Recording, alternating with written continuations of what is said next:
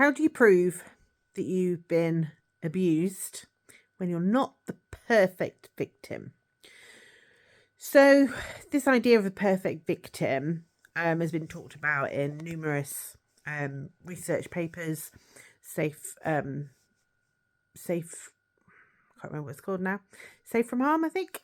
And the recent Everybody's Business report. And although in those reports it refers mainly to women, actually, perfect victim can refer to lots of different genders and ages.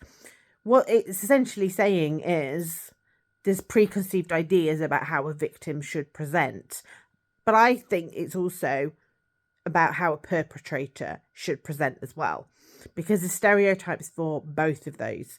So if, for example, you are a same-sex in a same-sex partnership, where do you sit in that? Because you're a female victim and there's a female abuser, and that goes against a lot of the stereotypes that are spoken about.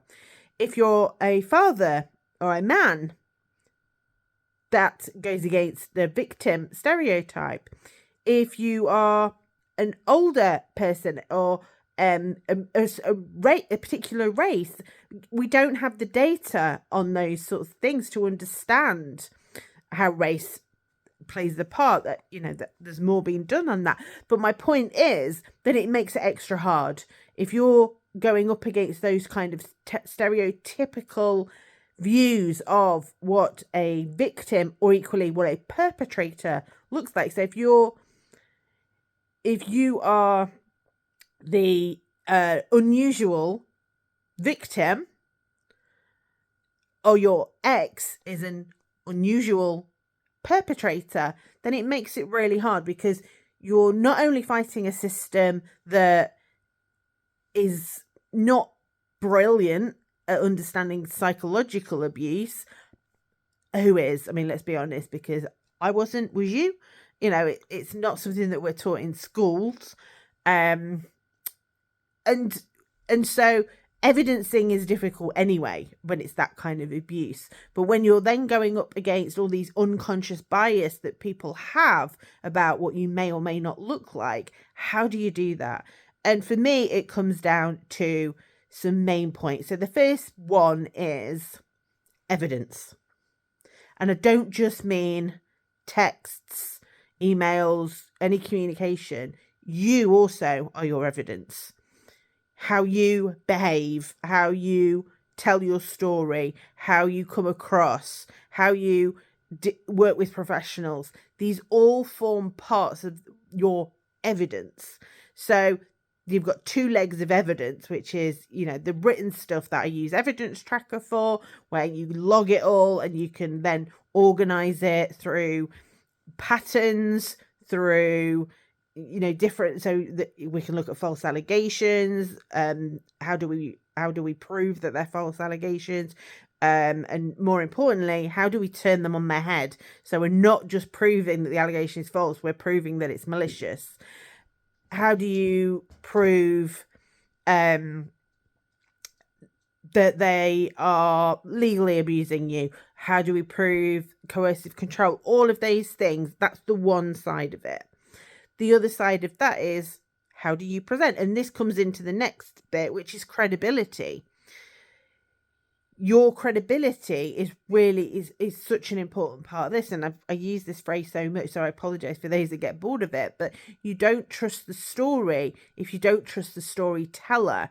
And so you and how you present is really, really, really important. And it's, again, why I've put trauma regulation tools in the Court Prep Toolkit. It's available on the website as a standalone as well. I also run the Nurturing Coach, which is a therapeutic business. So I provide you with that wraparound support. But the reason is credibility is, how are you coming across? Are you believable? Are you a reliable witness? And part of that is tied with your evidence. The other part is your trauma. How big a part is your trauma playing? Because the perfect victim narrative is around that. It's around how you should present. But your trauma makes you present in abnormal ways. And, you know, from my own trauma experience, it shows up in the weirdest of ways. It shows up in how and when, and all, you know, even our energy levels. That's our trauma showing up. So for me, I struggle with consistent energy levels. And so being able to like prep or study for a hearing, or I couldn't do like a 3 or 4 day hearing. My body just would struggle. I would shut down mentally. I would not be able to cope with that, because that is, my body has had years of holding trauma.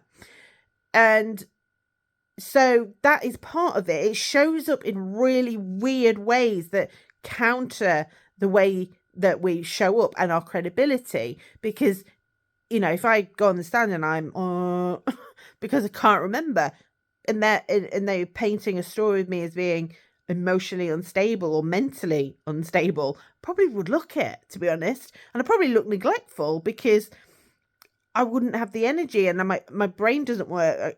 My cognitive function goes.